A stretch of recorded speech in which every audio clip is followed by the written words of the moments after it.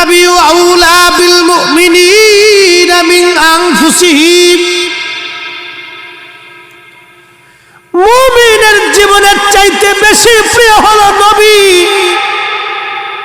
সুবহানাল্লাহ হবে? মুমিনের জীবনের চাইতে বেশি প্রিয় হলো নবী, নবী নবী নবী। ওয়াজওয়াজুহুম মাহাতুহু, আর আমার নবীর বিবিগণ হলো মুমিনের মা। জোরে বলবেন কি মারহাবা। মুমিনের মা, নবীর বিবিগণ আমাদের মা, আমাদের মা, আমাদের মা, আমাদের মা, মা মা।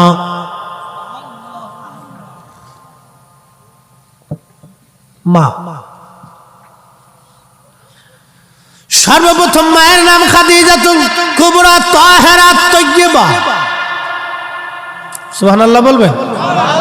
তাহেরা তয়্যিবা, পবিত্রা, পবিত্রা ছিলেন, পবিত্রা, তাহেরা তয়্যিবা। আমার দেশের খাদিজার মতো না। আমরা দেশের খাদিজার উন্নত হয় সামনে, ফিসে খাদিজা হয় সামনে। খাদিজা নাম দিছে খাদিজা বেগম। শয়তান কোথাকার, বেপর্দা, বেহায়া, অর্ধউলঙ্গ হয়ে রাস্তায় আড়ে। বেডি না বেডা, জন্ডিস না লেডিস, ইজলে না বেডি বোঝা যায় না। হ্যাঁ কথা কর না, বোঝা যায় না। নাম দিছে খাদিজা।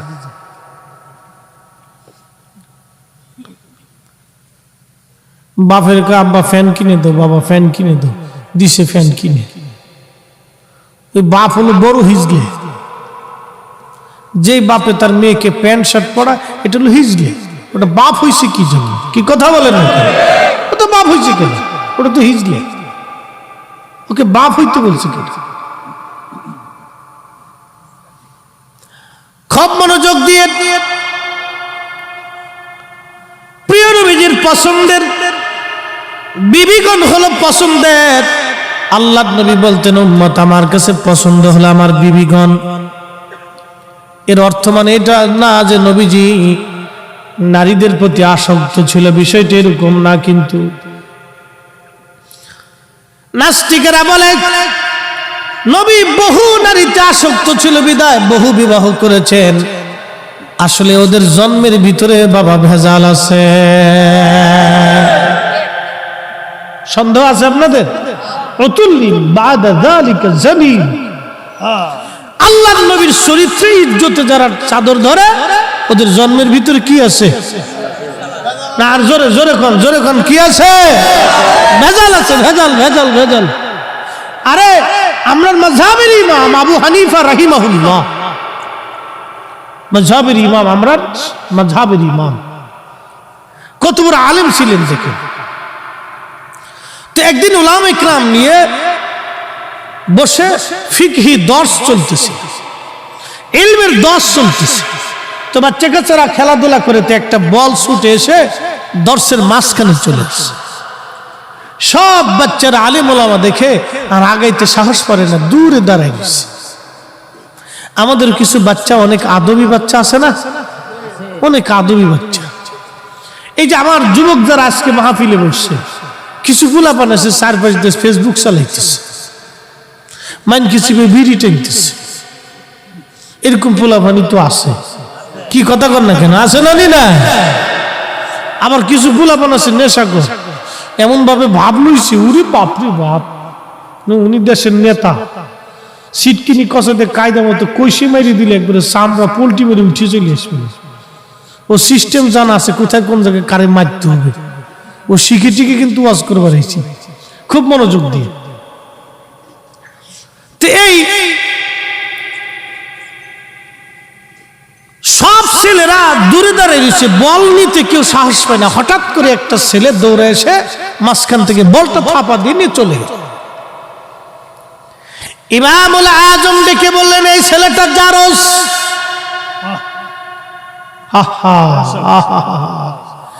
এই ছেলেটা জারস। উলামা ইকরাম বলেন, হুজুর কি বললেন আপনি? ছেলেটা কেন জারস হলো? ইমামুল আজম ডাক দেয়া বললেন, দেখো আমরা এতগুলি আলেম এক জায়গায় বসে আছি, কেউ আমাদের মাঝ থেকে কোনো বালক বল নিতে সাহস করলো না, কিন্তু এই ছেলেটা বেয়াদবের মতো এসে আমাদের মাঝ থেকে বলটা থাপা দেনি বেয়াদবের মতো চলে গেল। খোঁজ নিয়ে দেখো এই ছেলেটার জন্মে ভেজাল আছে। হায় হায় হায়, উলামায়ে কেরাম খোঁজ নিয়ে দেখলো সত্যি এই ছেলেটা একটা পতিতার সন্তান, তার জন্মের ভিতরে ভেজাল। আল্লাহর ওলিদের কথা কখনো মিথ্যা হতে পারে না, কথা বলেন ঠিক কিনা? নারে তাকবীর, নারে রিসালাত, আহলে সুন্নাত ওয়াল জামাত। হো চকরিয়ার মুসলমান, নাস্তিকেরা বলে নবীজি বহু নারীতে আসক্ত ছিলেন বিদায় বহু বিবাহ নবী জীবনে করেছে। না না না, আমার নবী বহু নারীতে আসক্ত ছিলেন না। আমার নবীর একজন বিবি ছিল নাম হযরত আম্মা জান সাউদা রাদিয়াল্লাহু আনহা। তিনি একজন বৃদ্ধা নারী ছিলেন, একেবারে বয়স্ক নারী ছিলেন। আম্মাজান আয়েশার জন্য যেমন একটা রাত বরাদ্দ ছিল, আম্মাজান সাউদার জন্য নবী আর একটা রাত বরাদ্দ করতেন। একবার জোরে বলা যাবে কি মারহাবা? একজন বৃদ্ধা নারীর কাছে একজন পুরুষের কি পাওয়ার আছে বলুন তো?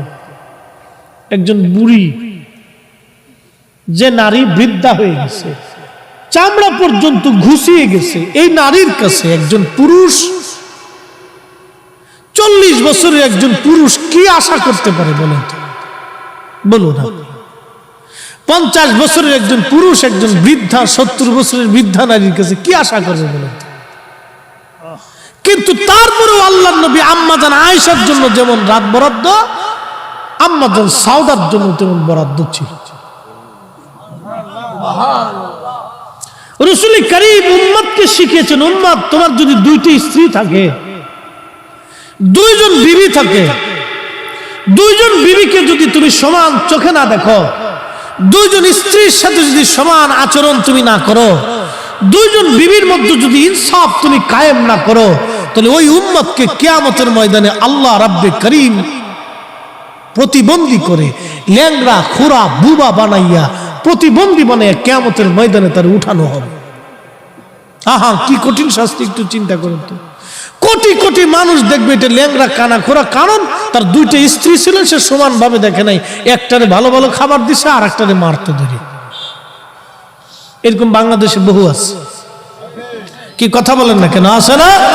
বহু আছে, বহু পুরুষ আছে দুইটি স্ত্রী বিয়ে করছে, এক স্ত্রীর খোঁজ নেয়। আর একটা সুন্দর এটি খালি ঘুরে। এগুলোর ফাইলে কায়দা মতো বাটাম সালাম দিয়ে দিত দরকার। এগুলোর হলো বাটাম সালাম দিতে হবে, নগদে বাটাম সালাম, বাকি ঝুঁকি দিয়ে লাভ নেই। হ্যাঁ, এগুলো নগদ বাটাম সালাম। বুঝতে পারছেন? ইসলাম এমন চমৎকার জীবন ব্যবস্থা। হযরত ওমর রাদিয়াল্লাহু তাআলা বাটাম সালাম দিয়ে দিত। বাটাম বুঝছেন? আমাদের ফরিদপুরের ভাষায় বলে বাটাম, মানে লাঠি চালান। একবারে জাগার উপরে খাড়ার উপরে লাঠি চালান দিয়ে দিলে সব সোজা হয়ে যাবে। প্রকাশ্যে লাঠি চালান, ইসলামিক আইন হলো প্রকাশ্যে লাঠি চালান দিয়ে দাও, সবাই মিলে দেখবে। সেনাবাহিনীর ট্রেনিং কেউ কোনোদিন দিচ্ছেন কিনা জানি না, সেনাবাহিনী যদি একজনের দোষ করে শাস্তি সবার হয়ে যায়। ভুল করবে একজন, সারা কম এটা চালাস না বাপ, এটা ভিতরেটা চালাস না, এটা জ্বালা যন্ত্রণা। হ্যাঁ, আমার দরকার নেই আওয়াজ, এমনি বালা। এটা পলিউশন, বেশি সাউন্ডে স্নায়ুর সমস্যা হয়, ব্রেনে এফেক্ট করে, ঝামেলা আছে। আমরা বক্তাদের ব্রেন পারফেক্ট না থাকলে জ্বালা। এই জন্য আমাদের ঘুম আগে পারফেক্ট হইতে হয়, বিশ্রাম ঠিক থাকতে হয়, নাহলে ওয়াজ ডাইনেরটা বামে চলে যাবে, বামেরটা ডাইনে, পিছনেরটা সামনে, উপরেরটা নিচে যাবে, কোনো ওয়াজের তালের ঠিক থাকে না। বুঝতে পারছেন? এইটা খুব পারফেক্ট জিনিস, এটা ঠিক থাকতে হবে। খলিফাতুল মুসলিমিন হযরত ওমর বাটাম চালান মারতেন, নগদের উপর বিচার করা হতো। হযরত ওমর নগদের উপর বিচার করে দিতেন। বন্ধ করে দাও ভাই, আমার কাছে ওষুধ দিলাম। প্রিয় মুসলমানেরা খুব মনোযোগ দিয়েন। হযরত ওমরের কথা বলছিলাম, বাটাম চালান। সেনাবাহিনীর ভিতরে ভুল যদি একজনের হয়, শাস্তি সবাইকে দেওয়া হয়। একটা কোম্পানির একজন লোকে যদি ভুল করে, শাস্তি সবাইকে দেওয়া হয়। এজন্য শাস্তি দেওয়া হয় কারণ সেনাবাহিনীর ট্রেনিং তো খুব বড় মারাত্মক। যুদ্ধের ভিতরে একজনের যদি ভুল হয়ে যায় তাহলে পুরা ব্রিগেডটা মার খেয়ে যেতে পারে। এই জন্য সবাইকে সমান তালে শাস্তি দিয়ে দেওয়া হয় যাতে কেউ ভুল না করে। ইসলামের শাস্তির বিধান এরকম হবে, ভুল করতে হবে, ভুল হয়ে যাবে, শাস্তি বিধান চালু হয়ে যাবে, কোনো কাহিনী টাহিনী নাই। শাসন ব্যবস্থা যদি হযরত ওমরের মতো হতো, আমার দেশের চুরি ডাকাতি রাহাজানি খুন খারাপি এই সব কিছু বন্ধ হইয়া আমার দেশের মানুষ তারের মতো সোজা হয়ে যাইতো। কথা বলেন ঠিক কিনা? একবারে তারের মতো সোজা হয়ে যেত। ফরমালিন, আবার ফলের ভিতরে ফরমালিন টাস করে আঙ্গুল কেটে দিত। সক্রিয়ার বাজারে কেউ যদি মনে করেন যে ফলের ভিতরে ফরমালিন দিয়ে দিবে, বিরিয়ানির ভিতরে বিষ মেরে দিবে। যে কি কয় আপনার নতুন নতুন বিরিয়ানি আছে না, আজকে এই পত্রিকায় দেখলাম ওই ঢাকার এক হাজি বিরিয়ানি না কি বিরিয়ানি কয়, হ্যাঁ, দোকানের ভিতরে পচা গোস্ত দিয়ে দিছে, বাস বাটাম চালান দিয়ে দিছে, 1 বছরের কারাদণ্ড। হ্যাঁ, এরকম ধরে বসান দিয়ে দিত। হাজি বিরিয়ানির ভিতরে মেরে দিছে। এরকম বহু বিরিয়ানি আছে খাবারের ভিতর বিষ মেরে দিতেছে। আবার জানেন কি জানেন, গরু গোস্তের বদলে কুত্তার গোস্ত দিয়ে যায়। আমার ঢাকাতে 8 মাস পর্যন্ত এক দোকান বন্ধ ছিল। 8 মাস। আরে মানুষ নাকি? আরে কুত্তার চাইতে মানুষ নিকৃষ্ট হয়ে গেছে। কথা বলেন ঠিক না বেটা? আরে মানুষ তো কুকুরের চাইতে নিকৃষ্ট হয়ে গেছে। আরে কুত্তার ভিতরে 3 সাপ আছে। মানুষ মানুষকে বিষ খাওয়ায়, মানুষ মানুষকে কুত্তার গোস্ত খাওয়ায়, মানুষ মানুষকে মরা মুরগি খাওয়ায় দেয়। বড় বড় হোটেলগুলিতে ওই ঢাকা শহরে মরা মুরগি নিতে নিতে অনেক মুরগি মরে যায়, এগুলি কম দামে পাওয়া যায়, এগুলি নিয়ে সালাদ মেরে বাস মুরগি মেরে দিতেছে, খা। এই আমার দেশের ধনীরা এগুলো পোড়ায় পোড়ায় খাইতেছে। কি মজা, খা খা, গিরিল বাজতেছে, হ্যাঁ, খা, পুরাই পুরাই খাওয়াচ্ছে, খা, কদ্দুর পরে খা, জম্মের খাওয়া, খা। ওটা আমরা কচু শাক খাইলে ভালো আছি রে ভাই, কি কথা বল না কা? যদি কচু শাক খাই তাও ভালো আছি। ওই মরাটা পাইছি না বাগে। আমি জীবনে হোটেলে না মুরগি সুরগি দিস না, এগুলো আমরা খাইতাম না। বুঝলেন, আমার একটা ডিম ভেজে দিই তাও ভালো। বেহুদে হুদে টে আমি পাবলিকের টেকা নষ্ট করে, অনেকে জোরাজোরি করে কি হুজুর খায় না, না না দরকার নেই, তোমার টাকা নষ্ট করার দরকার নেই। তোমার টাকা তোমার পকেটে থাকে, আমি বালা জিনিস খাই দিই বালা। হ্যাঁ ভাইরা আমার, খুব মনোযোগ দিয়ে, এই অবস্থা আমাদের সমাজে আজ চলতেছে। রন্দে রন্দে ভেজাল, রন্দে রন্দে সমস্যা, রন্দে রন্দে প্রবলেম। আহা, সেই দিন কোথায় চলে গেল? হযরত ওমরের জীবনের একটা কথা আপনাদেরকে শোনাই, না কষ্ট হবে আপনাদের? আহা, হযরত ওমরের জমানাতে একদিন হযরত ওমর বসে আছেন, কত বড় পার্লামেন্ট। হযরত ওমরের পার্লামেন্টের নাম মসজিদে নববী। বারান্দা ছিল মাটির ধুলার তক্তের উপরে বসে থাকতেন। ধুলার তক্ত। হযরত ওমরকে খোঁজার জন্য রোমান থেকে একজন দূত আসছে। একদিন হযরত ওমর গাছের ছায়ার নিচে হাতের ডানার উপরে মাথা রেখে ঘুমাইতেছিলেন। রোম থেকে দূত আসছে খোঁজার জন্য। সে ভাবছে মুসলিমদের খেলাফতে বিরাট বড়, মনে হয় বড় বড় বিল্ডিং হবে, আলিশান প্রাসাদ হবে।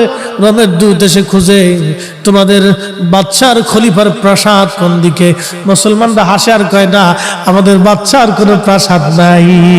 একবার জোরে জোরে বলা যাবে কি মারহাবা? এই জন্য আল্লাহর নবী বলতেন, ফালাইকুম বিসুন্নতি, তোমরা আমার আদর্শ মানবে, আমার পরে আরেকটা আদর্শ দুনিয়ার মধ্যে তোমরা মেনে চলবে, ওয়া সুন্নাতিল খুলাফায়ে রাশিদিনাল মাহদিন, আমার খোলাফায়ে রাশিদিনের আদর্শ তোমরা মেনে চলবে। একবার জোরে বলা যাবে কি মারহাবা? তেলের গাড়ি তেলে চলে, হাওয়ার গাড়ি হাওয়ায় চলে, বিনা তেলে চালাই গাড়ি নবী সুলাইমান। আমরা সেই মুসলমান, আমরা সেই মুসলমান। এ বাপ, ইউরোপে যাবেন তো, আমেরিকায় যাবেন তো, যায় দেখবেন ওদের অধিকাংশ জন্মের ঠিক নেই। ঠিক তো বললেন, কিন্তু আমি বুঝাইতেছি আপনার, বিয়ে হওয়ার আগে বাচ্চা জন্ম হয়, নাম দিছে গার্লফ্রেন্ড আর বয়ফ্রেন্ড, আমি নাম দিছি কুত্তা ফ্রেন্ড। কি তোরা হাসস কে? তোরা যে হাইসে দিলি, আমি তো কক্সবাজার থেকে আজকে ঘুরে আইছি, তো ঘুরে আসার পরে ওখানে যাই দিছি বহুত কুত্তা ফ্রেন্ড আছে। ঠিক আসতে কলিকা জোরে খ। আমি সমুদ্র সৈকত থেকে আজকে ঘুরে আইছি, পোলাপানের জ্বালা মাসিনে খালি খুঁজাকে একটু সমুদ্রে যাবো, চল যায়। তো যাই দেখি যে বহুত কুত্তা ফ্রেন্ড ঘুরতেছে, কুত্তা ফ্রেন্ড। কুত্তা ফ্রেন্ড তো বুঝছিস, বয়ফ্রেন্ড আর গার্লফ্রেন্ড, এটার নাম দিচ্ছে কুত্তা ফ্রেন্ড। এরকম যদি কেউ বলে তাহলে বুঝবি যে ওইটা শেষ হয়ে গেছে। ওই মেয়ে বিয়ে করাচ্ছে, তুই সারা জীবন ওইভাবে পড়ে থাকবি। তুই ওই মেয়ে বিয়ে করলে তোর জীবন শেষ হয়ে যাবে, তোর জিন্দেগি শেষ হয়ে যাবে, তোর মাথার থেকে পা পর্যন্ত পুরোটাই শেষ হয়ে যাবে। আল্লাহর নবী বলছেন, উম্মত তুমি তাকওয়াবান নারী দেখে বিয়ে করো, পরহেজগার নারী দেখে বিয়ে করো। ও কালা হোক, ও কালো হোক, মিশমিশে কালো হোক, যদি পরহেজগার হয়ে থাকে আল্লাহর কসম এটাই তোমার জন্য জান্নাত হবে। কথা বলেন ঠিক না বেটে? খুব মনোযোগ দিয়ে। তো এদের দেশে হলো বয়ফ্রেন্ড আর গার্লফ্রেন্ড, ও বিয়ে হওয়ার আগে বাচ্চা হয়ে যায়। কি হয়? কিন্তু একটা কথা আপনাদেরকে বোঝানোর জন্য আনছি, এই উন্নত বিশ্বগুলি আমেরিকা যাই বলেন না কেন, আমি একবার ভুটান গেছি, আজকের কথা না, পরে আরো 5-7 বছর আগে ভুটানে গেছি মাহফিল করার জন্য। ওই জায়গার থেকে মাহফিল করে ভুটানে গেছি আমি, আজকের গুলা না। কালকে আবার ইন্ডিয়ার ভিসা ওঠানোর জন্য যাব, ভিসা হয়েছে আর কি, মার্চে যাব। তো খুব মনোযোগ দিয়ে, তো ওই ভুটানে যাওয়ার পরে দেখি সব হাফ প্যান্ট পরা রাস্তা দিয়ে বেরিয়ে হাঁটতেছে। তা আমি কি কইলেও এলেন আপনারা আমারে? তাকে হুজুর কিছু করার নাই, আপনি নিচের দিক চাইতে না, আপনারা ধরে লয়ে যাই। কি করবো কন, কি জ্বালার জ্বালা। এক হোটেলে ঢুকার পরে দেখি খালি বোতল সাজানো। আমি বললাম ওটা কি? হুজুর এগুলো বোতল শাহ। বোতল শাহ বুঝছেন? মদ মদ মদ মদ, এতে এগুলো খায়। আমি বললাম এই হোটেলে আমি খাবো না, না খেয়ে থাকবো তাও খাবো না। কোনো মুসলিম হোটেল থাকলে আমরা নিয়ে চলে। তো সারাদিন না খাওয়ার পরে বিকেলবেলা শেষে জায়গা যাইয়া এক হোটেল ছিল মুসলিম হোটেল, যায় দেখি হযরত আলা হযরত রাহিমাহুল্লাহর নাম খুব সুন্দর করে মাজার শরীফের ছবি টবি দিয়ে একবার সাজাই থুয়ে দিছে। একবার জোরে বলবেন না মারহাবা? একবার কাটটা শুনবি, দেখে কলিজাটা ভরে গেল। বললাম হ্যাঁ, ওনার কাছে খাইতে হইল। পরে উনি গরুর গোশত দিয়ে আমার খুব সুন্দর করে খাওয়াইছে। ওখানেও যায় দেখি আলা হযরত, এই জোরে কর না মারহাবা, ওখানেও যায় দেখছি। মানুষের হৃদয়টাকে তিনি এভাবেই জয় করেছিলেন। আরে রাসূলের গোলাম যারা হয়ে যায়, কুল মাখলুক তার গোলামি করে। কি কথা বলেন ঠিক কিনা? কুল মাখলুক তার হয়ে যায়। প্রিয় মুহতারাম উপস্থিতি, খুব মনোযোগ। এই ইউরোপের মানুষগুলি বিয়ে হওয়ার আগেই বাচ্চা হয়ে যায়। এখন আমার প্রশ্ন, এই ছেলেরা বড় হয়ে গেল, তাদেরকে কি লেখাপড়া দেওয়া হয় যে আমার বাংলাদেশে মুসলমানের ঘরে জন্ম নিয়া বিরিয়ানির ভিতরে পচা গোশত দেয়, মুসলমানের ঘরে জন্ম নিয়া আমার দেশে বিরিয়ানির ভিতরে সেই মেডিসিন মেরে দেয়, যা খাইলে বিরিয়ানি স্বাদ হবে কিন্তু ক্যান্সারের রোগ হবে, কিডনি পচে যাবে, লিভার নষ্ট হয়ে যাবে, ব্লাড ক্যান্সার হবে, এমন তারপরে ফরমালিন ফলের মধ্যে মেরে দেয়। আমার দেশের মুসলমানের ঘরে জন্ম নিয়া মালে কম দেয়, কিন্তু ইউরোপে জন্ম হয়ে গেল আগে, বিয়ে হওয়ার আগে জন্ম হয়ে গেল, বাপের কোনো ঠিকানা নাই, পিতৃ পরিচয় নাই, কিন্তু মালের মধ্যে ভেজাল দেয় না, খাবারে বিষ দেয় না, মালে কম দেয় না, মানুষ ঠকায় না। ওদেরকে কি শিখানো হলো আর আমরা কি শিখলাম? এবার বলেন তো, বলেন এবার। আপনি যান তো, সারা ইউরোপে ঘুরেন তো, সারা ইউরোপ ঘুরে না, একটা ঠকবাজ লোক পাবেন না। যত সিটার খালি বাঙালির ভিতরে।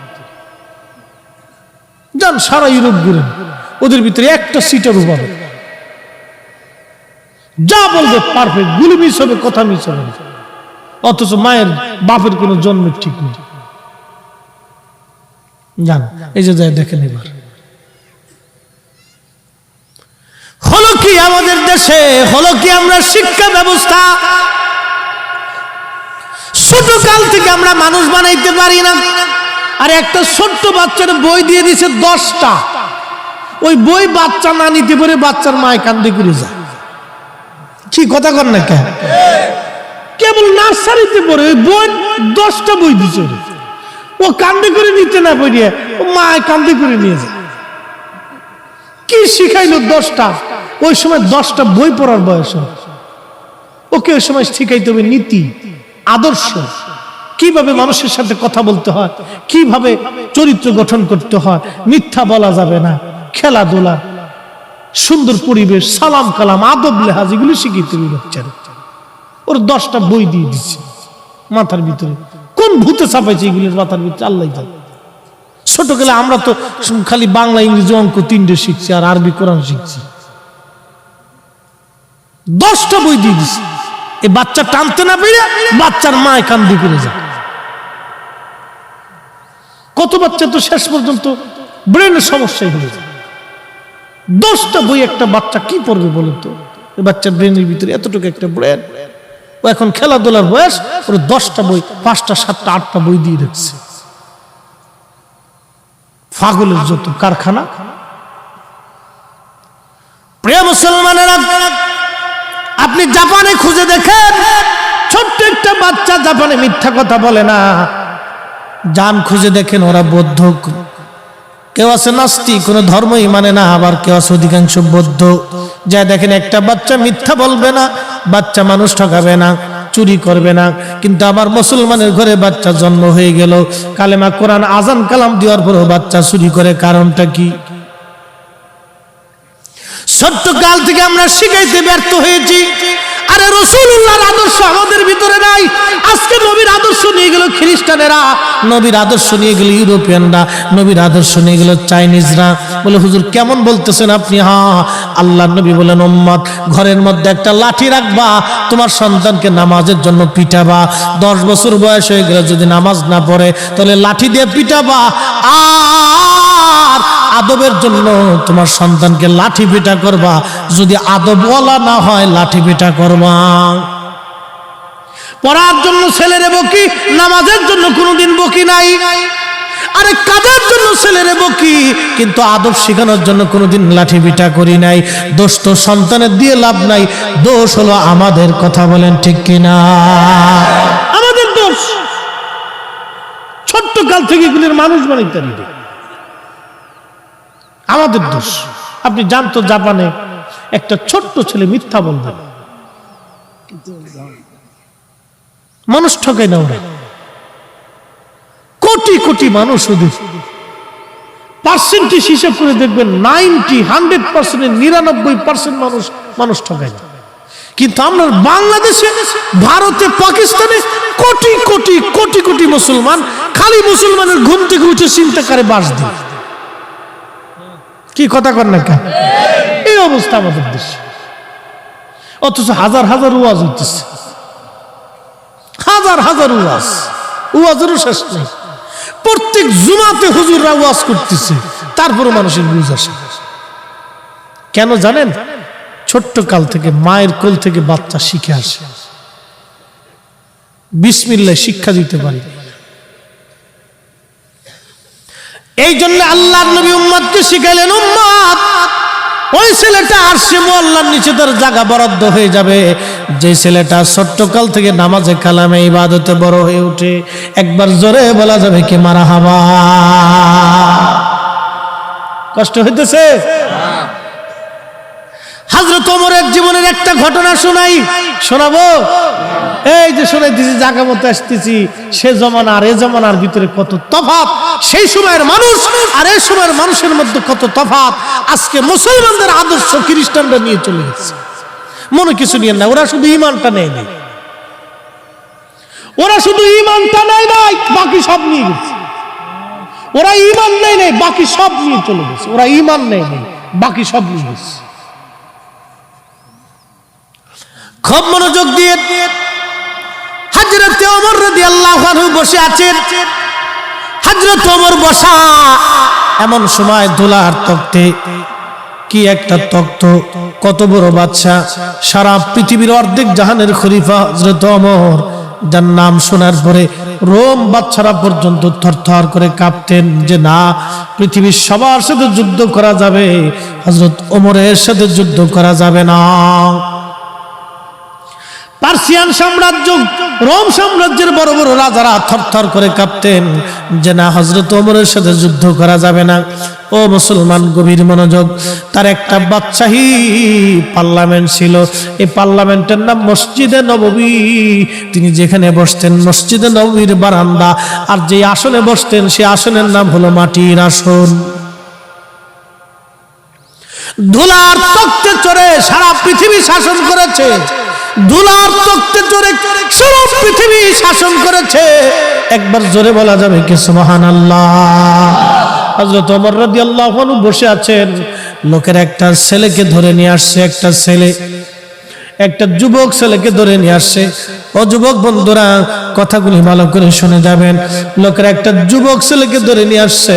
যুবক ছেলেকে ধরে নিয়ে আসার পরে হযরত ওমর জিজ্ঞেস করলেন, লোকেরা, তোমরা এই যুবক ছেলেটাকে কেন ধরে আনছো? লোকেরা বলল, হুজুর, সে আমাদের বৃদ্ধ বাবাকে হত্যা করেছে, এই জন্য আমরা তো ওমরের দরবারে নিয়ে আসছি। আল্লাহর ফয়সালা অনুযায়ী আমরা বিচার চাই।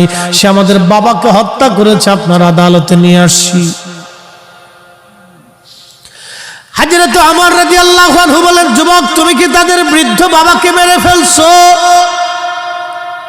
ওই ছেলেটি বলল, হ্যাঁ খলিফাতুল মুসলিমিন, আমি তাদের বৃদ্ধ বাবাকে মেরে ফেলছি। কেন মারছো? বলে, হুজুর, আমার একটা উট ছিল, উটের একটা বাচ্চা ছিল, এই বাচ্চাটা খুবই সুন্দর, আমি আমার উটের বাচ্চাটাকে খুব আদর করতাম। এই উটের বাচ্চাটা খেলাধুলা করতে করতে এই বৃদ্ধের খেজুর বাগানে যাওয়ার কারণে বৃদ্ধ একটা পাথর মেরে আমার উটের বাচ্চার চোখ বের করে দিয়েছে। আমি সহ্য করতে না পেরে আমি একটা পাথর হাতে নিয়ে বৃদ্ধের মাথা বরাবর মেরেছিলাম। আমি ইচ্ছা করে মারি নাই, তাকে শাস্তি দেওয়ার জন্য আমি পাথর মেরেছিলাম রাগান্বিত অবস্থায়, কিন্তু পাথরটা মাথায় আঘাত করার কারণে বৃদ্ধ সহ্য করতে না পেরে সে মারা যায়। হযরত ওমর বললেন, যুবক, তুমি ইচ্ছা করেই মারো আর অনিচ্ছা করেই মারো, হত্যা তোমার দ্বারা সংগঠিত হয়েছে। আল্লাহর ফয়সালা অনুযায়ী আমি তোমাকে মৃত্যুদণ্ড দেব। ছেলেটি বলল, হুজুর, আল্লাহর ফয়সালার কাছে মাথা পেতে দিলাম, আল্লাহর ফয়সালার কাছে মাথা পেতে দিলাম, কিন্তু আমাকে 3টা দিনের জন্য আমাকে দয়া করে জামিন দিয়ে দেন। আমাকে 3টা দিনের জন্য জামিন দেন।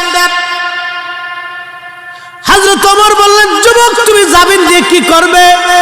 বলে, হুজুর, আমার বাবা ইন্তেকাল করার আগে আমার ছোট ভাইয়ের জন্য কিছু সোনা দানা টাকা পয়সা আমার কাছে আমানত দিয়ে যায়। আমিরুল মুমিনিন, আমি ওই সোনা দানা টাকা পয়সাগুলি সুন্দর করে মাটির মধ্যে পুঁতে সিন্ধুকে ভরে রেখে দিয়েছি।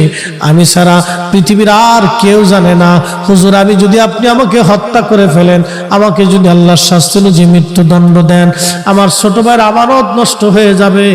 আমার যাইতে একদিন লাগবে, আসতে একদিন লাগবে, মাঝখানে একটা দিন আমি আমার ছোট ভাইয়ের সব আমানত বুঝাই দিয়ে চলে আসব। হুজুর, আমার আব্বাজান ইন্তেকালের সময় আমার কাছে আমার ছোট ভাইয়ের আমানত আমার আব্বাজান দিয়ে গিয়েছিলেন। আমার জন্য আব্বা বরাদ্দ করেছিলেন, ভাইয়ের জন্য করেছিলেন। আপনি যদি আমাকে মৃত্যুদণ্ড দেন, তাহলে আমার ভাইয়ের আমানত নষ্ট হয়ে যাবে। আমাকে আমানত বুঝাই দেওয়ার জন্য আমাকে একটু জামিন দিয়ে দেন। একবার জোরে বলা যাবে কি মারহাবা।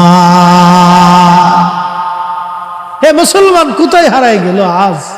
হাই হাই, কি মুসলমান ছিল সেই দিনের যুবক বলতেছে, হুজুর, আপনি আমাকে জামিন দেন, আমার ভাইয়ের আমানত বুঝাই দিয়েছি। হযরত ওমর রাদিয়াল্লাহু আনহু ডেকে বললেন, ছেলে, তোমাকে তো জামিন দেব, কিন্তু জিম্মাদারি কে নিবে বলো? তুমি দেখো মদিনাতে তোমার জিম্মাদারি কেউ নাই কিনা। জিম্মাদারি তো বড় কঠিন। ওমরের আদালতে জিম্মাদারি বুঝছেন, যদি এই ছেলে ফেরত না আসে তাহলে জিম্মাদারির উপর শাস্তি বর্তাবে। কে জিম্মাদারি নিবে ছেলের? ছেলে যদি ফিরে না আসে, হযরত আবু যর গিফারি বললেন, হুজুর আমি তার জিম্মাদারি নিয়ে নিলাম। ওমর বলেন, আবু যর বুঝে সুঝে দিও। বলে, হুজুর না, অসুবিধা নেই, আপনি দিয়ে দেন, ছেড়ে দেন। বলে, আবু যর বুঝে নাও। বলে, হুজুর বুঝেই নিচ্ছি, আপনি তাকে ছেড়ে দেন। আবু যর গিফারি খুব আশিক রাসূল এবং দুনিয়া বিরাগী সাহাবী ছিলেন। নবীজি বলছিলেন, আবু যর তুমি একাই থাকবে, একাই মারা যাবে, কিন্তু তোমার জানাজাতে বহু মানুষের উপস্থিতি হবে। না আসতে হয়ে গেল না? আরো জোরে। আমরা রাসূলের ইলম নিয়ে প্রশ্ন করি, কত হতভাগা উম্মত আমরা। হাই হাই হাই, হ্যাঁ উম্মত কত বড় হতভাগা হলে রাসূলের ইলম নিয়ে প্রশ্ন তুলে। শাইখুল হাদিস মাদ্রাসায় পড়া কত বড় হতভাগা হলে শাইখুল হাদিস হয়ে রাসূলের ইলম নিয়ে প্রশ্ন তুলে। উম্মত লজ্জা করা উচিত, হ্যাঁ বেটা লজ্জা করা উচিত। ও আলেম হয়েছে কি করে? রাসূল কারীমের ইলম নিয়ে প্রশ্ন তুলে উম্মত হয়েছে। উম্মত বলে আমরা উম্মত বললেই উম্মত হওয়া যায়। আরে সেই দিনের আবু যরকে চিনে যান, আবু যর গিফারি দুনিয়া বিরাগী সাহাবী ছিলেন। দুনিয়া বিরাগী সাহাবী, দুনিয়া বিরাগী সাহাবী, দুনিয়া বিরাগী। ইন্তেকালের সময় শুধু একটা জুব্বা ছিল পরনে, গায়ে একটা জুব্বা ছিল, আর একটা পরনে তওবাত ছিল, কিচ্ছু ছিল না। স্ত্রী বসে বসে কাঁদতেছে আর বলে, হুজুর আপনি এখন মারা যাবেন। ও আমার স্বামী, কে আপনার জানাজা পড়বে? কে আপনাকে কাফন দিবে? সারাটা জীবনে নির্জনে মরুদ্যানে আমি আর আপনি দুইজনে মরুভূমির ভিতরে কাটাই দিলাম। আজকে আপনার ইন্তেকালের সময় হয়ে গেল, আপনার জানাজার কাপড় আজকে নাই, কোথায় কাপড় পাবো? কে কবর খুঁজবে? হযরত আবু যর গিফারি চোখের পানি ছেড়ে দিয়ে বলে, বিবি হে, তোমাকে চিন্তা করতে হবে না, আমি আমার মাসুক আমার রাসূলের পবিত্র জবান থেকে শুনেছি আমি একাই মারা যাব। আমার জানাজাতে বহু মানুষ আসবে, আমি নির্জনে মারা যাব। এই মরুভূমির ভিতরে তুমি আর আমি নির্জনেই মারা যাচ্ছি। শোনো হে বিবি, আমার জানাজাতে বহু মানুষ আসবে, তুমি টিলার উপরে তার আগে দেখায় দেখো কোনো কাফেলা আসে কিনা। যদি দেখো কোনো কাফেলা আসে, তাহলে বুঝবে আবু যরের সময় ঘনিয়ে গেছে। না হইছে না? আরো জোরে বলে। সাহাবীদের একই রাসূলের উপরে এরকম ছিল। শাইখুল হাদিস প্রশ্ন তুলে নবীর ইলম নিয়ে শাইখুল হাদিস হইছে, নাম দিছে উম্মতে মুহাম্মাদি। কলিজার ভিতরে আল্লাহর প্রতি একটু ভয় নাই যে কি হবে মেহেশরে? আল্লাহর আদালতে তো দাঁড়াইতে হবে। কি কঠিন ভয়াবহ পরিণতি সেই দিন হবে বলেন। পৃথিবীর কত শাইখুল হাদিস, কত মুনাজির আজম, কত মুফতি, কত প্রিন্সিপাল, কত ইমাম আল্লাহর আদালতের সামনে মাথা নত করে সিজদায় পড়ে থরথর করে কাঁপতে হবে। সেই দিন আল্লাহর নবীর সিল মোহর ছাড়া কোন উম্মতের জান্নাত নসিব হবে না। কথা বলেন ঠিক না বেঠে? আল্লাহ রাসূলের সিল ছাড়া কোন উম্মত সেই দিন জান্নাতে যাবে না, সে যত বড় শাইখুল হাদিস হোক না কেন। নবীর মহান ইজ্জতের কাছে 4 পয়সা মূল্য নেই, কিচ্ছুই না। রাসূল কারীমের মহান ইজ্জতের তুলনায় আমাদের কিচ্ছু নাই, কিছুই নাই, কিছুই নাই, কিছুই নাই। আমি শাইখুল হাদিস, তুমি শাইখুল হাদিস, তাতে কি হয়েছে বেটা? রাসূল কারীমের জুতা মোবারকের সাথে যে ধুলা লেগেছিল, এই ধুলার সাথে ধুলা, ধুলার সাথে ধুলা, তারও কোটি বিলিয়ন কোটি ভাগ করার পরে একটা ছোট্ট অনু অংশ এক পাল্লায় দিলে, তোমার আমার মতো কোটি কোটি বক্তার শাইখুল হাদিস উম্মত আর এক পাল্লায় দিলে নবীর কদম মোবারকের ধুলা ওজনের সমান হবে না। কথা বলুন ঠিক না বেটা? উম্মতের একই নিভাবে হতে হবে আবু যর গিফারিদের মতো। হযরত আবু যর গিফারি রাদিয়াল্লাহু আনহুর বিবি টিলার উপরে তাকায় দেখলেন একটা বণিক দল আসে। নেমে এসে বললেন, স্বামী আমার, একটা বণিক দল আসতেছে। আবু যর বললেন, বিবি রে, সময় আমার শেষ। রাসূল বলেছে আমার জানাজায় বহু মানুষ আসবে। সুবহানাল্লাহ, কি হবে? রাসূল বলেছে আমার জানাজায় বহু মানুষ আসবে, অতএব আজকে এখনই আমার সময়, বিদায়ের পালা এসে গেছে। বিবি ক্ষমা করে দিও, সারাটা জীবন তুমি আমার সঙ্গে নিঃস্ব নিঃসম্বলে একাকী নির্জনে কাটাইছো, খেয়ে না খেয়ে দুইজনে আমি কাটিয়েছি। আহা, রাসূলের দুনিয়া বিরাগী সাহাবী ছিলেন হযরত আবু যর রাদিয়াল্লাহু আনহু। দুনিয়া বিরাগী একজন সাহাবী ছিলেন। ইন্তেকালের সময় তার কাফনের কাপড় দেওয়ার মতো কিচ্ছু ছিল না। সাহাবীদের জীবনের দিকে তাকাইলে, আমাদের দিকে তাকাইলে সাতা মুসলমানই মনে হয়। সাহাবায়ে কেরামের জীবনের দিকে তাকে, আমাদের জীবনের দিকে তাকাইলে মুসলমানই মনে হয় না। নিজেকে মনেই হয় না যে মুসলমানের কাতারে আছি। সারাটা জীবন নির্জনে কাটিয়ে দিলেন রাসূল কারীমের সাহাবী। কতটা কলিজার ভিতরে ইয়াকিন রাসূলের প্রতি, নবী বলেছে তাই হবে। রাসূল কারীমের প্রতি সাহাবীর ইয়াকিন কি ছিল? রাসূল বলেছে সেটাই হবে। আমরা সেই নবীর ইলম নিয়ে প্রশ্ন তুলি, নাম দিছি বিরাট বড় মুনাজারে আযাম। এটা মুনাজারে আযাম। হাবিব কিবরিয়া হুজুর করিম সাল্লাল্লাহু আলাইহি ওয়াসাল্লাম বলেছেন, ওই বণিক দলের যিনি প্রধান ছিলেন তিনি হযরত আব্দুল্লাহ ইবনে মাসউদ রাদিয়াল্লাহু আনহু, দুনিয়ার সবচেয়ে বড় মুফতি। ওই বণিক দল নিয়ে তিনি ওই রাস্তা দিয়ে যাচ্ছিলেন, দেখলেন হযরত আবু যর গিফারি মৃত্যু সজ্জায়। আসলেন, আবু যর মারা গেল। উনার সুন্দর কাফন দাফনের ব্যবস্থা করে, কবর খনন করে, বিরাট বড় বণিক দল নিয়ে হযরত আব্দুল্লাহ ইবনে মাসউদের ইমামতিতে আবু যর গিফারির জানাজার নামাজ হয়ে গেল। নবী যা বলেছিলেন তাই হয়েছে, একটা শব্দ মিথ্যা হয় নাই। একবার জোরে বলা যাবে কি ইয়া রাসূলুল্লাহ? তাকবীর, নারে রিসালাত, শাহেনশাহ মদিনা। কি করে বুঝাবো আপনাকে বলেন তো? এই জন্য আল্লাহ বলছেন আমিনু, ঈমান আনো কামা আমানান নাস। আমার নবীর সাহাবীরা যেইভাবে ঈমান আনছে তোমরা সেভাবে আনো। সেভাবে ঈমান আনো। আমার রাসূলের সাহাবীরা যেইভাবে ঈমান আনছে তোমরা সেভাবে ঈমান আনো। ক্বালু, সেদিন মূর্খরা, মুনাফিকেরা, কুফাররা বলেছিল নুমিনু কামা আমানাস সুফাহা, আমরা কে নির্বোধদের মতো ঈমান আনবো। সেই দিন হযরত বেলালকে নির্বোধ বলেছিল, ওয়াসাল কারনিকে নির্বোধ বলেছিল, সুমাইয়াকে নির্বোধ বলেছিল, খাব্বাবকে নির্বোধ বলেছিল, গরিব গরিব মুহাজির আনসার সাহাবীদেরকে তারা নির্বোধ বলেছিল। আল্লাহ তার কঠোর জবাব দিয়ে বলেছিলেন তার রাব্বি করিমের ভাষায়, আলা সাবধান, ইন্নাহুম হুমুস সুফাহা, তোরা যারা আমার নবীর সাহাবীদেরকে নির্বোধ বলতেছিস, তোরা নির্বোধ, তোরা নির্বোধ। আজকে যারা রাসূল কারীমের সাহাবায়ে কেরামকে গালি দেয় ওরাও নির্বোধ, ওরাও নির্বোধ। কথা বলেন ঠিক না বেঠিক? প্রিয় মুসলমান, খুব সাবধান। ভাইরা আমার, হযরত ওমর বললেন আবু যর বুঝবেন? বলে বুঝেছি। চলে গেল যুবক, 3 দিন পরে ফিরে আসবে। আসরের নামাজের পরে হযরত ওমর বসে আছেন, বাদীরা বসা। আসামি আসবে, আসবে কিনা, কে আসবে, কখন আসবে? আবু যর গিফারি আসামির কাঠগড়ায় দাঁড়ানো। হযরত ওমর বললেন, আবু যর, তোমার আসামি কি ফিরে আসবে? আবু যর বললেন, হ্যাঁ, সন্ধ্যা ঘনিয়ে আসার আগে আমার মন বলে যুবক ফিরে আসবে। তখন সাহাবায়ে কেরাম কেঁদে ফেললেন, ও বাদীরা, মামলা উঠাও।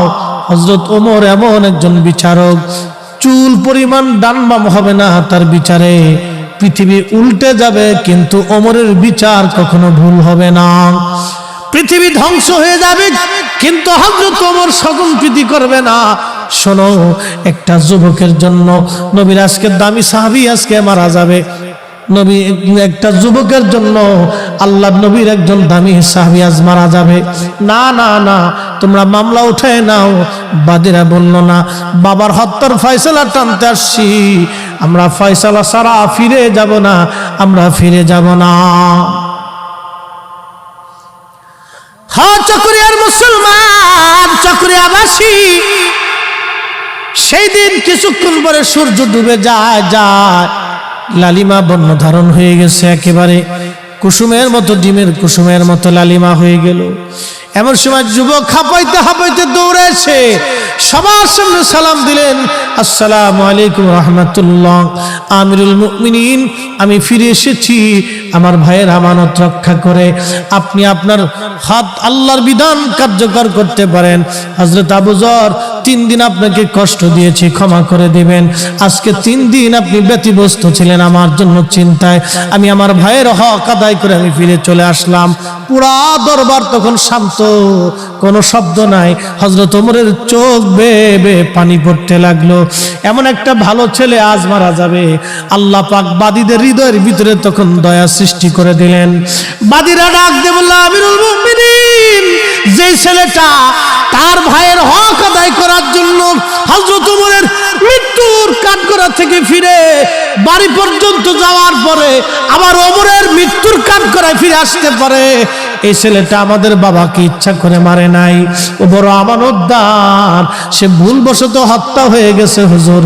আমরা এই মামলা উত্থাপন করলাম, এই আসামির প্রতি আমাদের আর কোনো মামলা নাই, আমরা তাকে ক্ষমা করে দিলাম। আমিরুল মুমিনিন হযরত ওমর যাতে তাকে ক্ষমা করে দেয়। হযরত ওমর হেসে দিয়ে বললেন, যাও, বাদীরা যখন ক্ষমা করে দিয়েছে ওমরের কাঠগড়া থেকে, আমি তাকে নিষ্কৃতি খালাস করে দিলাম। একবার জোরে বলা যাবে কি মারহাবা, সালাতুন ইয়া রাসূলুল্লাহ,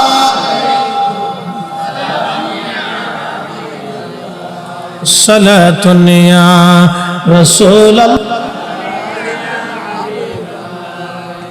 খবর লয়া রাসূলুল্লাহ, খবর লও মেরে মাওলা মেরে আকা, খবর লও সালাতুন ইয়া রাসূলুল্লাহ আলাইকুম, সালামুন ইয়া হাবিবাল্লাহ আলাইকুম। ও মুসলমান, এটা ছিল হযরত ওমরের আমলের মুসলমান, সেই দিনের মুসলমান। এই দিনের মুসলমান কেমন তার পিতা, কেমন তার সন্তান, যে ছোট ভাইয়ের আমানত সেদিন সে মারে নাই, ছোট ভাইয়ের হক সেই দিন মারে নাই। আমরাও মুসলমান, তারাও মুসলমান, আমরাও মুসলমান, তারাও মুসলমান, আমরাও মুসলমান, তারাও মুসলমান। আজকে আমাদের হলো কি, বড় ভাই ছোট ভাই মারামারি হয়, ঝগড়া হয়, কিলিকিলি হয়, গুতাগুতি হয়, মামলা হামলা হয়, কোর্ট আদালত হয়, জমি জমা নিয়ে ঝগড়া ফাসাদ হয়, অথচ 100 টাকা নিয়ে যাওয়ার সুযোগ নেই, 100 টাকা নিয়ে যাওয়ার সুযোগ নেই। জমা জমা নিয়ে খুন খারাপি হয়, মারামারি হয়, কাটাকাটি হয়। চকরিয়ার মুসলমান, কাকে ওয়াজ শোনাবো? রন্দে রন্দে সমস্যা। আল্লাহ আল্লাহ, যারা ওয়াজ শুনে, যারা ওয়াজ শুনে না বাজান, যাদের ভিতরে ভেজাল আছে অধিকাংশই তারা ওয়াজ শুনে না, ওয়াজে তারা আসে না, ওয়াজে তারা বসে না।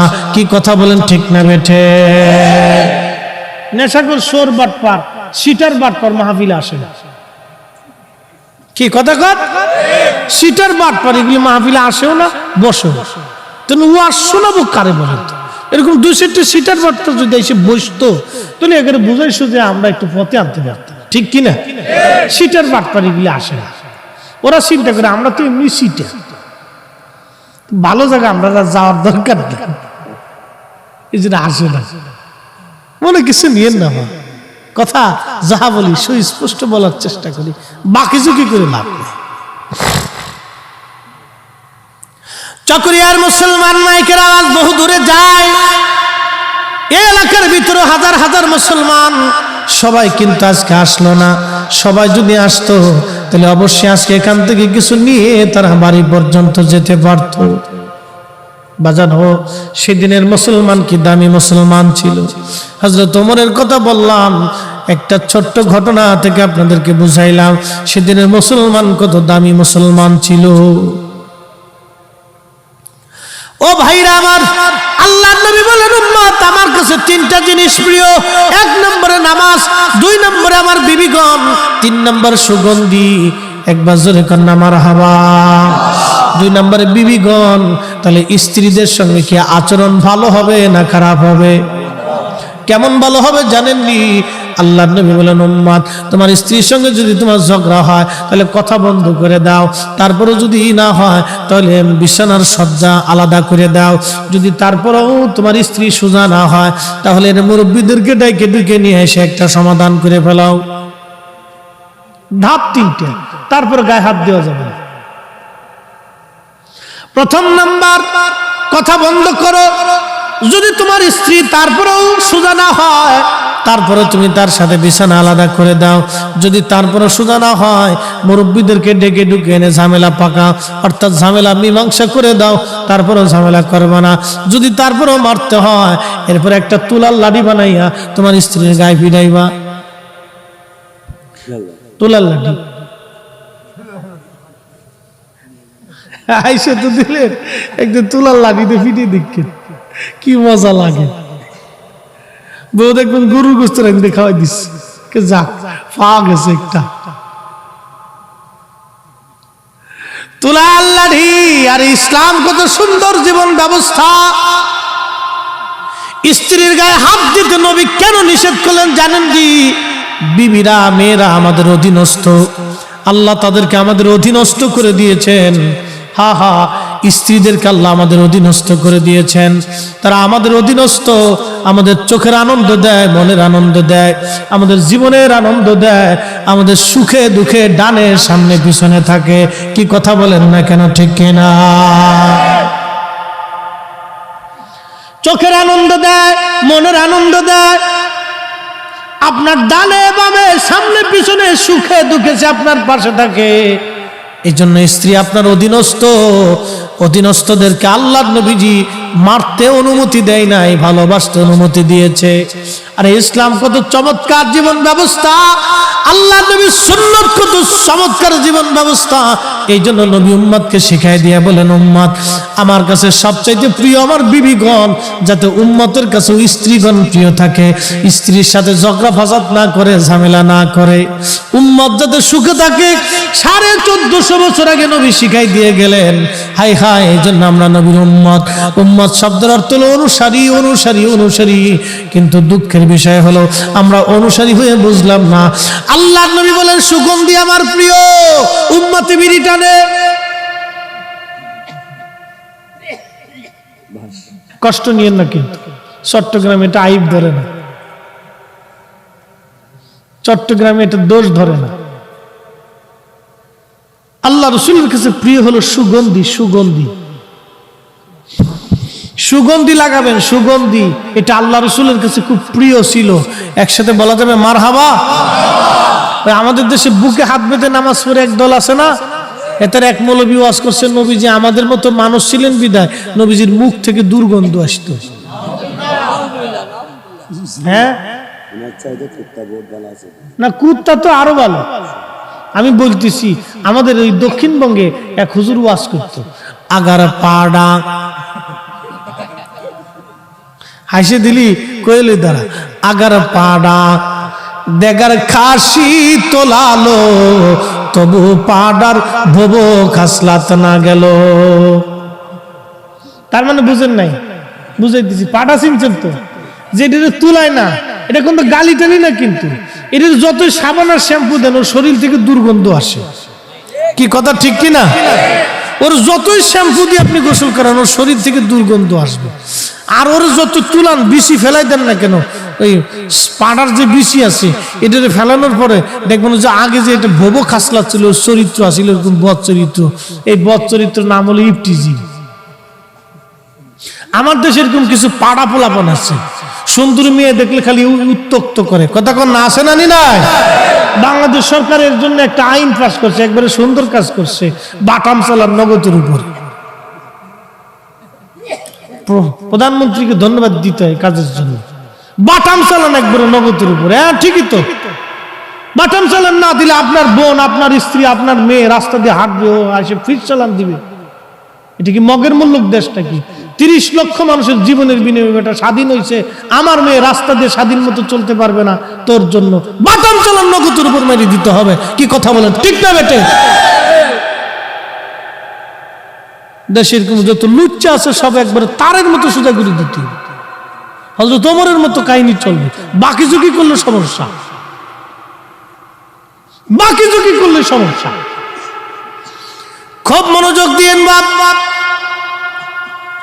এই যে পাড়া, ওর যে বদ চরিত্র ছিল, এই তুলানোর পরে ওর বদ চরিত্র যায় না। তো ভাইজান, বদ আকীদা এমন একটা জিনিস, যত আপনি বুঝান এটা সহজে যায় না। কি কথা কন না কেন? ওরা বলতেছে আল্লাহর নবীর পবিত্র জবান থেকে দুর্গন্ধ আসতো, অথচ চিন্তা করেন আল্লাহর নবীজির প্রস্রাব মোবারকের ভিতর থেকে মিশকের ঘ্রাণ আসতো না। হয়েছে না? আরো জোরে।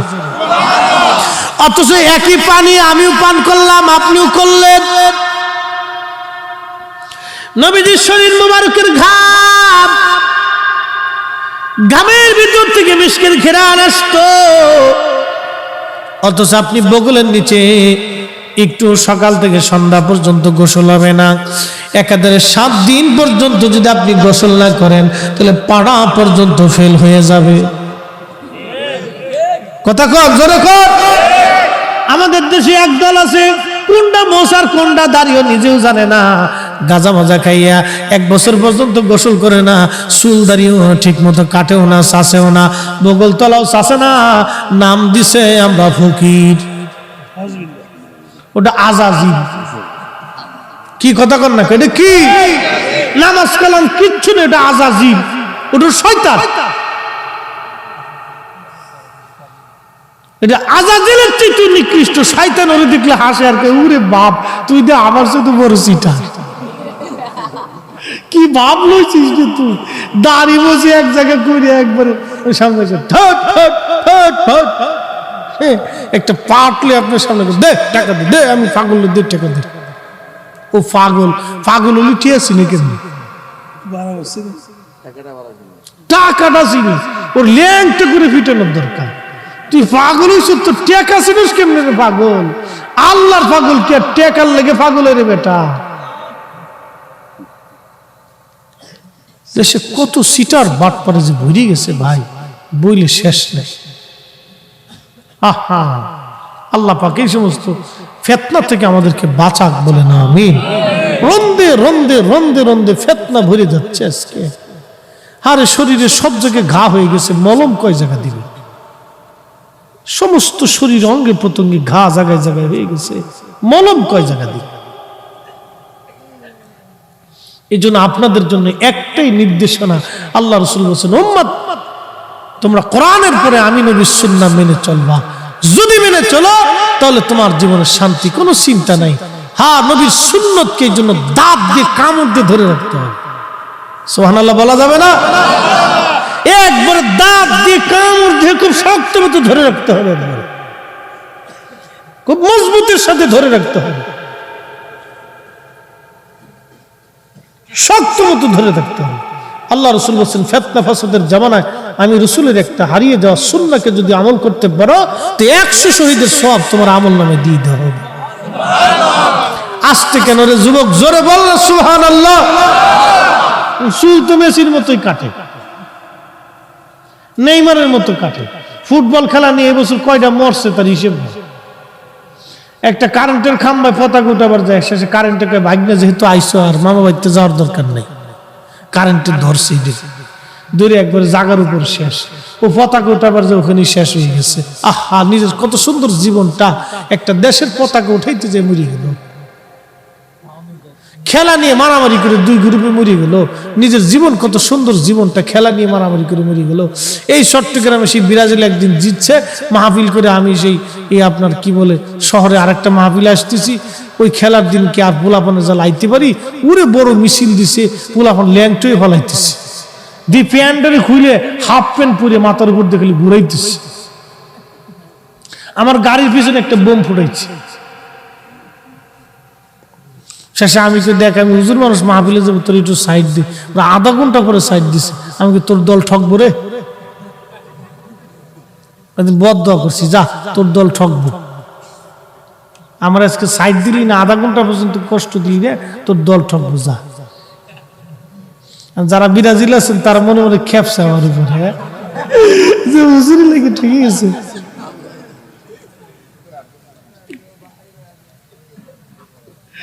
আমি কোন দলে না, যেটা জিতবো এটার দলে। শুধু যাইছে এই সমস্ত আমি দল চল নিয়ে এগুলো নিয়ে মাথায় টেনশন বাড়ানোর কোনো দরকার আছে? কতটি ঘুমের ওষুধ খেয়ে শীতেও ঘুমাইছি ঠগার পরে ঠক। আল্লাহ রাসূল বলে আল মারু আমার হাব্বা, তুমি যারে ভালোবাসো তার সাথে তোমার হাসর নাসর হবে। এই জন্য আমরা আল্লাহর ওলিদেরকে ভালোবাসি। কথা বলেন ঠিক না বেঠে?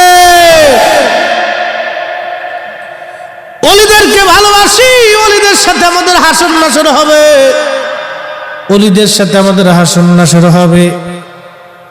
ও বাবা মুসলমান, খুব মনোযোগ দিয়ে যান। আল্লাহ নবী বলেন 3 নাম্বার আমার কাছে প্রিয় হলো সুগন্ধি। সুগন্ধি আমার কাছে প্রিয়, সুগন্ধি আমার কাছে প্রিয়, সুগন্ধি। এই জন্য আপনারা সুগন্ধি ব্যবহার করবেন। তো আল্লাহ নবীর কাছে এটা খুব প্রিয়। শুধু সুগন্ধি হলেই হবে না, আপনাকে সবসময় পবিত্র থাকা লাগবে, অজু হালতে থাকা লাগবে, অজু পবিত্রতা অর্জন করা লাগবে আপনার। হযরত আবু বকর বলেন ইয়া রাসূলুল্লাহ, আমার কাছে 3টা জিনিস প্রিয়। নবীজি বললেন কি বলো? আবু বকর বলেন ইয়া রাসূলুল্লাহ, আপনার পবিত্র নূরানি চেহারা মোবারকের দিকে তাকায় থাকা আমার কাছে প্রিয়। একবার জোরে বলা যাবে কি মারহাবা? আমি জানি প্রেমে পাগল সে তো মদিনা, প্রেমানলে পুরে মরি, প্রেমানলে পুরে মরি, ওহে রব্বানা। আমি জানি প্রেমে পাগল সে তো মদিনা। সালাতুন ইয়া রাসূলুল্লাহ আলাইকুম সালামুন ইয়া, সালাতুন ইয়া রাসূলুল্লাহ আলাইকুম সালামুন ইয়া হাবিবাল্লাহ আলাই। ও ভাইরা আমার, সাহাবায়ে কেরামের আদর্শ আমাদের নিতে হবে, নবীজির আদর্শ নেওয়া লাগবে। এই জন্য যদি শান্তি পেতে চান, আল্লাহ নবীর সুন্নাত ছাড়া বিকল্প কোনো রাস্তা নাই। আছে? কোনো রাস্তা নাই। নবীর আদর্শ খুঁটে খুঁটে খুঁটে খুঁটে আমাদের মধ্যে নিতে হবে। আমাদের ছোট ছোট বাচ্চাদেরকে নবীর আদর্শ শিখাইতে হবে, আমাদের মেয়েদেরকে নবীর আদর্শ শিখাইতে হবে, আমাদের স্ত্রীদেরকে নবীর আদর্শ শিখানো লাগবে। এই জন্য আমি আমার যুবক বন্ধুদেরকে বলবো, বন্ধু বিয়ে করার দিন থেকে সুন্নত পালন শুরু হবে। বলে হুজুর কোনটা? বিয়ে করতে যাবেন সুন্নত তরিকায়, বউ নিয়ে আসবেন সুন্নত তরিকায়, বিয়ে হবে সুন্নত তরিকায়। 1 নম্বরে যৌতুক হারাম। যৌতুক কি? চট্টগ্রামে আরাম,